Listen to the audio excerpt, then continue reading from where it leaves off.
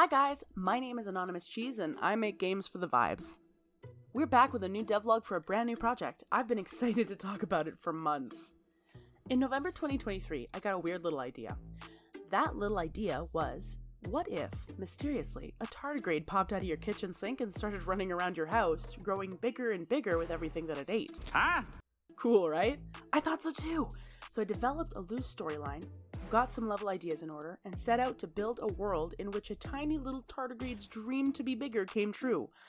Of course, with a deep, dark, hidden storyline drenched in suspense and human ethics violations.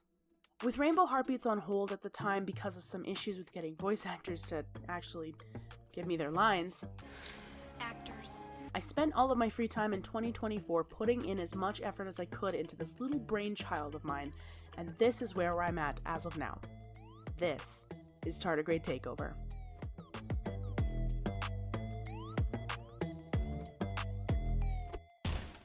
Of course, we start with concept art. I established what I wanted out of some logos and other UI graphics, including something for a custom mouse pointer. There's going to be a total of 3 species of tardigrade to find in the game, each with their own little trick to help you navigate the areas.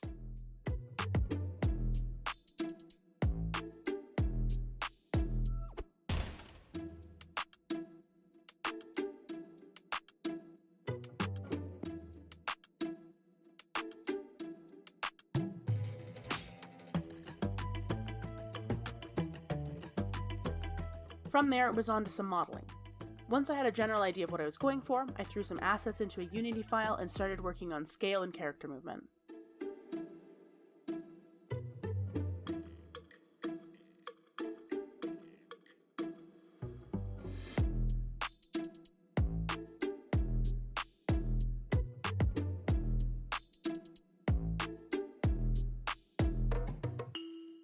From the beginning, I wanted to mix different game elements to truly make it a weird little experience of a game.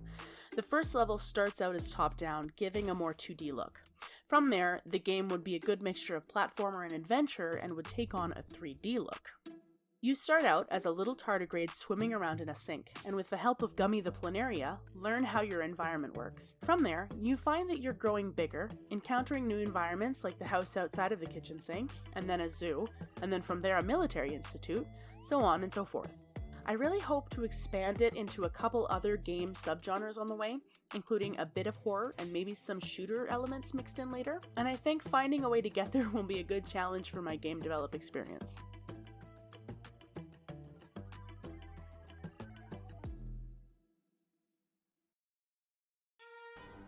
Once I had a grasp on all that I wanted to get done, drafting out environments was next.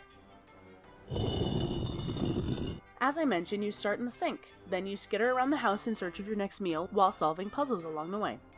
To grow bigger, you have to collect something called an anomalous food particle, or an AFP for short.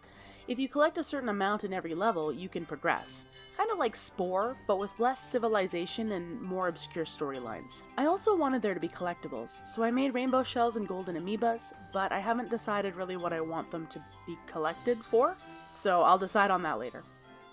Seeing as you're microscopic, of course your environment had to have things to interact with. So I created a few models for some things you might encounter as a microscopic animal, including heliozoans, ciliates, nematodes, euglenoids, and gastrotrix, and later added a microbe referred to as Vampirococcus as an added challenge. Heliozoans will poke you when you get too close to them, but Vampirococcus will flock together in groups and hunt you as a pack if you get too close. They stick to you and slowly suck out your life force, a mechanic I'll be adding later.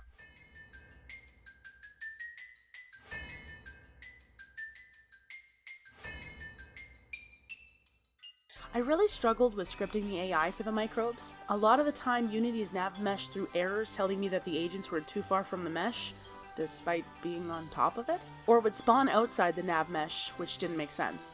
So it was a lot of trial and error. I didn't really know the system too well, so there was a ton of back and forth. There was a tutorial I followed for spawning sheep on a nav mesh that someone on YouTube did that helped get things mostly working, but like the avatar, when I needed him most, the tutorials vanished. That's rough, buddy. So if you're out there, sheep game indie dev guy, thank you, and I'm sorry I lost your videos and couldn't credit you for saving my butt. Once the nav mesh agents were working, I made a little main menu to see the months of work I'd put into things at this point, and was really proud how that came out.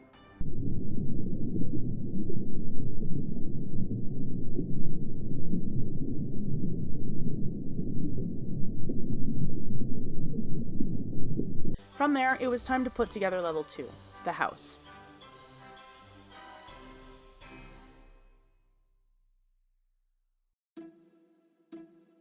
My footage from here on out gets a little spotty, but the gist of it is, I put together 3 really good looking levels, and for the last few weeks in 2024, I was hammering out the wrinkles and ironing out the dents to make my quests and objectives work. There's still a lot to be done and plenty more levels to make. I still don't know what I want to do with some of those collectibles, so if any of you have any ideas for what you think they could do, let me know what you think below.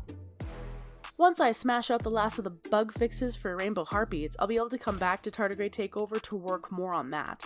It's been 2 years almost since I last opened it up, and I've released 3 other games in the meantime, so I have plenty of new experience to straighten up my old scripts and charge forward to getting another game done on my roster. But until then, here's a little look at how each level is doing until the next devlog.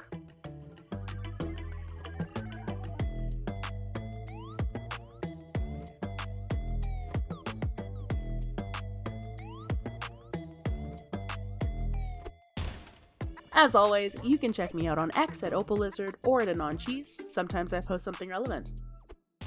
Then there's my YouTube, where I post teasers, trailers, bugs, funnies, and spotlights of current projects or upcoming games. Lastly, there's my itch.io page, where you can click around to find some of my other projects I've been working on or have completed, including Mukbang and The Gravekeeper. Thanks for watching!